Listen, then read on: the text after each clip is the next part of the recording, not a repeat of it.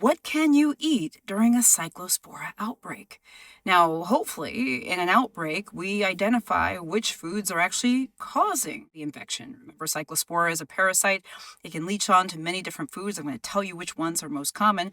And the hope is that we identify what foods those are so they can be avoided. But let's say we don't know. Let's say we don't know which foods are actually transmitting the parasite. Well, there's some foods that tend to be higher risk than others, meaning we have seen cyclospora sort of leach onto them in the past, and we think, okay, hey, you may need to be cautious, all right? So let me give you a few of those foods. Things like basil, cilantro, green onions, snow peas, snap peas, lettuce, mescaline, even salad mixes, and raspberries is another one that sort of is notorious.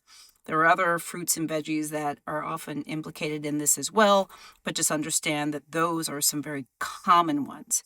Now, I know you're saying, well, gosh, so does this mean I shouldn't do this, shouldn't do that? Look, I know it's very confusing. A lot of this will depend on your underlying conditions, the risk level that you're at, etc.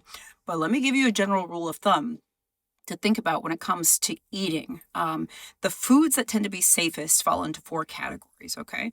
Number 1, foods that are cooked. So even if you have some of these foods, but they are cooked, it's still going to be safer than if they're not, because cyclospora can be killed through cooking.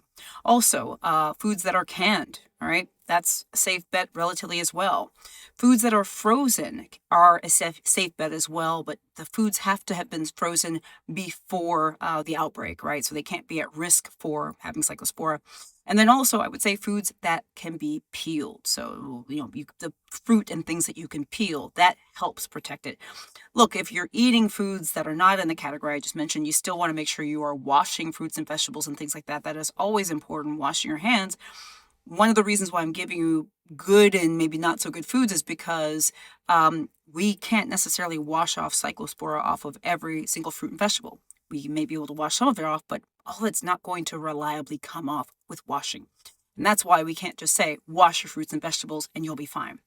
The most important thing is to pay attention to your body. If you think you've been exposed to cyclospora, you have diarrhea, you got to talk to your doctor. I definitely would. There is treatment for it, which is great.